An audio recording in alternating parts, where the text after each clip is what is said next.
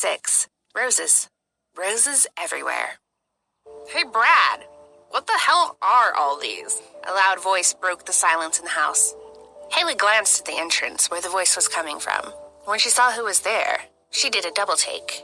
Another tall, handsome young man stood at the entrance with a bouquet of red roses in his hands.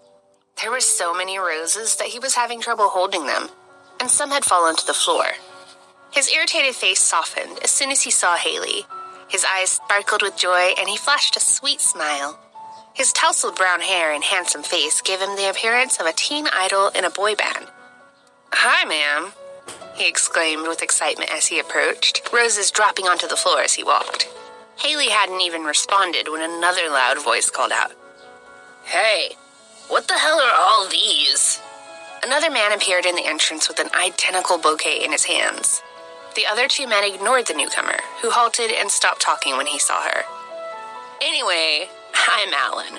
I'm your husband's friend," the young man who looked like a teen idol said, with the same sweet smile. "Nice to meet you. I'm Haley." Haley greeted him politely with a smile that made him blush. He was surprised by how beautiful she was in person. Beautiful wasn't a strong enough word for her. These? Alan noticed that Haley was looking at the roses he was holding, and he turned to the quiet masked man beside him. "Why are there so many?" Alan asked him softly. "You said she would like them," Brad replied blankly as he loosened his tie. Then he quietly walked to the stairs and left. Alan and Haley watched silently until he had disappeared from their sight. Not this many, though, Alan thought. He felt like a troubled father trying to understand his son's behavior. He dropped the bouquet to the floor, which surprised Haley. She knew that the roses were very expensive. "What should we do with all these? He bought too many. There's still a truck full of red roses outside." Alan laughed, and Haley closed her eyes and breathed a sigh of relief. Imagining Brad, her scary masked husband, buying her a truckload of roses eased her fear. She was glad that he was at least trying to give her something he thought she would like. The gesture also piqued her curiosity, and she wanted to know more about her mysterious husband. Haley showered and retired to the spacious primary bedroom, where she had placed one of the bouquets in a vase. Alan had told her that Brad would be in his study and warned her that disturbing him would be unwise. She stretched out on the bed, dressed in an oversized blue t-shirt that had a skull printed on it, and a pair of knee-length shorts. She had her red blindfold in her hands. Her long black hair was tied in a bun, and her skin was glowing. Feeling nervous and uncomfortable, she quietly stared at the ceiling. Along with Haley herself, the roses and the blindfold provided the only color in the dark bedroom. "What makes you think you can seduce me dressed like that?" a voice called to her. Haley sat up when she heard Brad, her heart pounding. He stood in the doorway, looking like royalty despite his mask and black pajamas. Seduce? Haley didn't understand. Why would I seduce him? He can do whatever he wants with me. Or is he not attracted to me? She wondered. Brad took a few long strides toward her, but stopped halfway across the room. The red roses caught his attention for a moment, and then he looked back at Haley, who was sitting upright on the bed. He casually sat down beside her, unaware of her torment. She was incredibly nervous, but managed to appear calm. "Did Tyler tell you about me?" "Tyler?" "Mr. Clark." Haley shook her head as she stared nervously at the man beside her. Brad turned to face her. "There's a small problem." Episode 7. Are you sure? Haley's heart beat even faster. It was only her first night with her mysterious husband, and there was already a problem. She turned her worried face toward him. "A problem?" "Yes. It's about me," he answered. Haley felt relieved. At least I'm not the problem. What's he talking about? She wondered. She exhaled, and her anxiety subsided. Her heartbeat slowed to a more normal rate. "Haley, do you fully understand your job as my wife?" Being referred to as his wife flustered her. "Yes, sir, of course." Haley cringed when she realized how she had addressed him. Brad didn't seem bothered at all, though. "Good. Then what's the problem?" she asked cautiously. "Women don't arouse me." A moment of deafening silence followed his statement. Haley blinked and then her eyes widened. What? Wait, you're gay? His masked face, which had seemed calm just a moment ago, blazed like an ice-cold fire at her words. His anger chilled the room. She instinctively inched away from him, pulling the blanket around her. She felt like she had awakened a sleeping monster that was about to lash out at her. Even though she couldn't see his face, the change in his demeanor gave her goosebumps. After a few uncomfortable moments, she realized that if she had awakened a monster, it wasn't doing anything. She peeked out from under the blanket like a scared cat, hoping to read Brad's expression under the mask. His anger seemed to be dissipating, but her nervous sweat persisted. No. His voice, as cold as ice, made her shiver. His reply was as firm and as absolute as always. Are you sure? Once again, Haley cringed at her own words. She wanted to tape her mouth shut. She was still scared, and she worried that blurting things out would just make her situation worse. To her surprise, Brad still seemed unbothered. I'm sure. Men are out of the question. Then why? I have no interest in women. There was no doubt or hesitation in his answer. He sounded certain of himself. Still, Haley's curiosity was stronger than her fear, so she kept talking. Really? What about men? I mean romantically. You're not interested at all? Haley's curiosity quickly succumbed to fear when Brad didn't immediately reply. Brad was impressed. Haley was the first woman who had dared to talk to him this way, even though she had just met him a few hours earlier. He could tell how stubborn and curious she was by the way she kept talking despite her obvious fear. Even more surprising to him was how such a fragile creature was getting him to answer her ridiculous questions. I have no interest in men either. His voice was firm again, indicating that he had grown tired of the topic. But his reply lessened Haley's fear, so she kept going. So, basically, you're not interested in either men or women. Correct. Haley slowly covered her mouth in surprise. Is he seriously not interested in anyone? He has no interest in humans? Is he really a monster?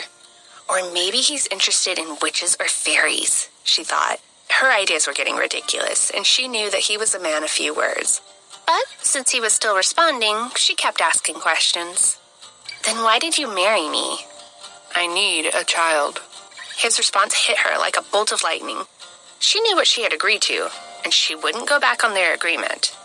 Still, she couldn't imagine herself bearing a child and becoming a mother. She was physically capable, but she just didn't think she was ready for it. But how can that happen if you... She began. That's why you need to seduce me. Episode 8. A Soft Glance. That's why you need to seduce me. Seduce me. Haley repeated Brad's words to herself.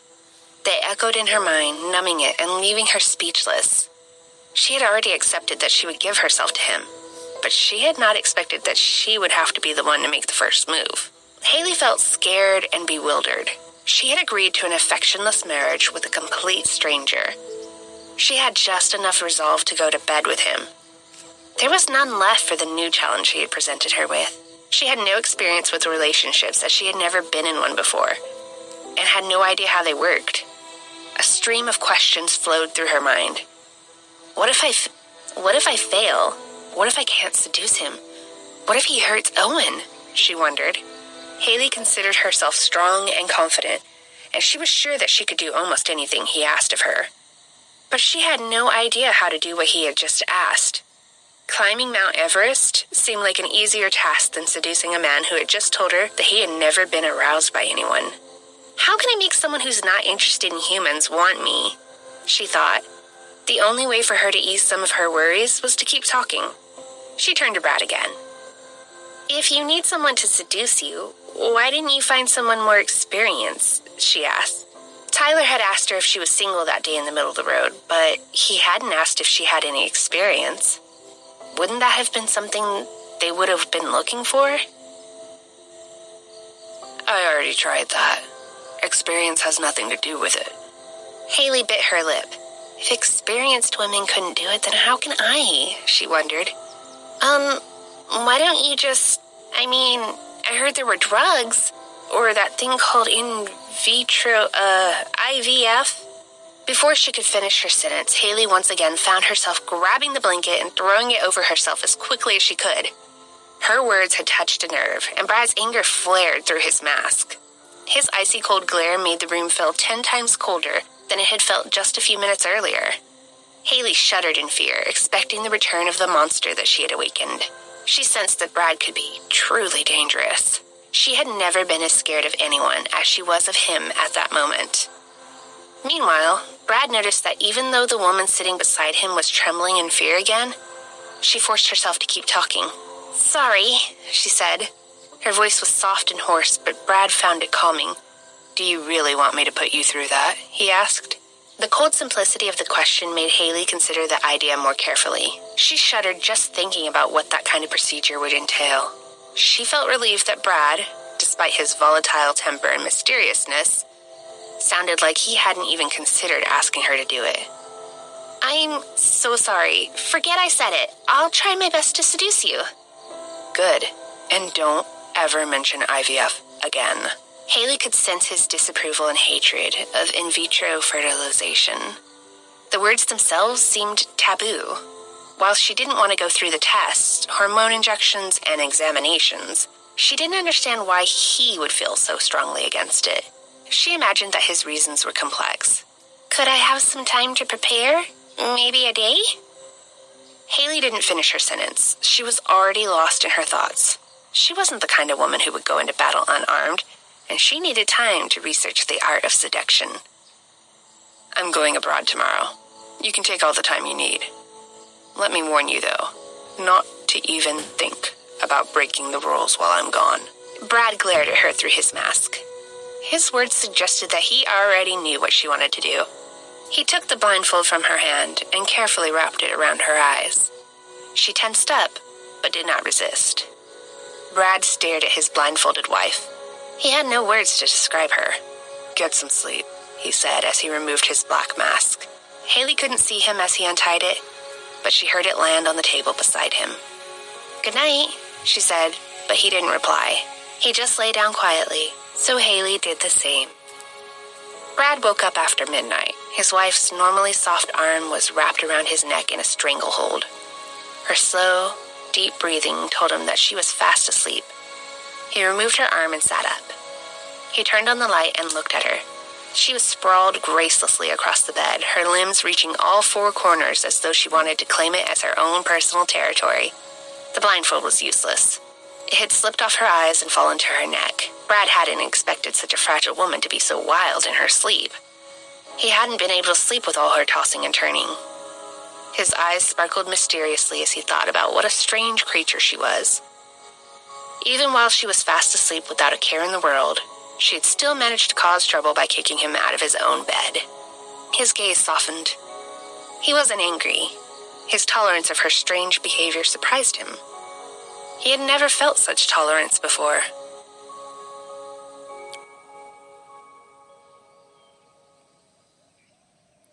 Episode 9. A Table for One. Brad was up at dawn.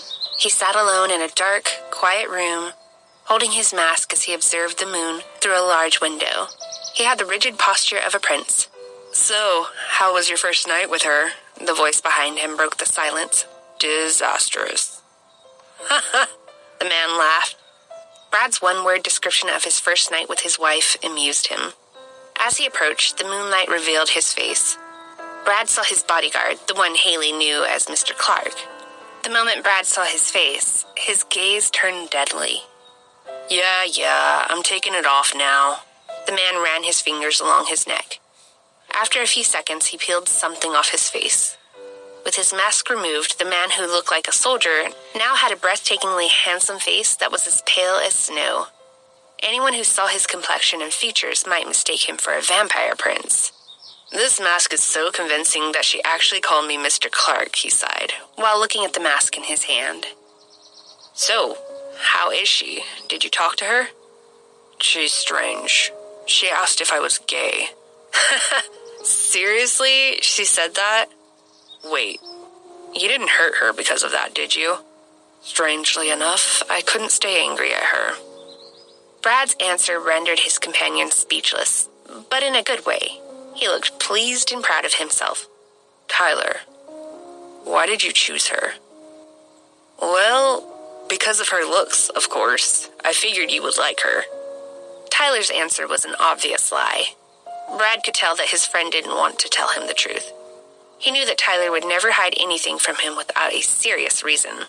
"If you lie to me the next time I ask you that, you'll pay." Brad's voice was icy cold and heartless, but Tyler still smiled mischievously as if he had expected that response. Yeah, I'll tell you when the time is right." Brad was already gone when Haley woke up. The young men she had met the previous day, Alan and Leo, were also gone, along with the bodyguard she knew as Mr. Clark. All traces of them had vanished. Haley was mystified. She couldn't believe that she had slept so soundly and comfortably in the same bed as her cold and mysterious husband.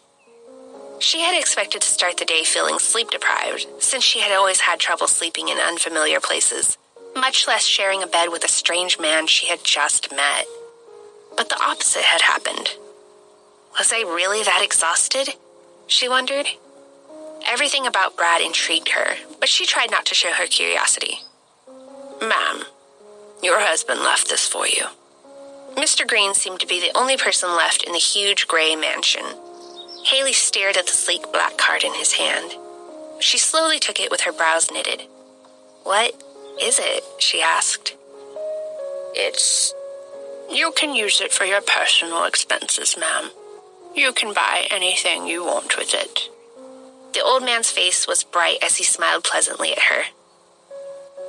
"Thank you, but where is he? I mean, where's Brad?" "I'm sorry, but he left hours ago." Haley pursed her lips upon hearing of Brad's departure. "When will he come back?" "I'm afraid I can't say. I don't know where he went or when he'll return." Mr. Green's apologetic tone made Haley feel awkward. Outwardly, though, she showed no signs of discomfort. "Okay, no problem," she said lightly. The butler was visibly relieved. He led her to a large dining table covered with delicacies suitable for a princess. She stared in shock as she sat alone at the table. Mr. Green and a maid stood in a corner motionless. Haley invited them to eat breakfast with her, but her attempts were futile. Saddened, she ate by herself, feeling like she was alone in the world. Episode 10, Gaze and Smile. Later that day, she left the mansion, carrying a notebook and an overnight bag with her. Mr. Green, concerned for her well-being, wouldn't let her leave on her own, so despite her protests, she was escorted to the hospital. She spent the afternoon with Owen, who was still recovering, and then went to the home of her best friend from high school. Amy was a die-hard fan of romance novels, romantic movies, and anything else related to romance. She hoped to become a successful romance author. Since Haley had not had much dating experience in high school, she figured Amy was the best person to turn to for help.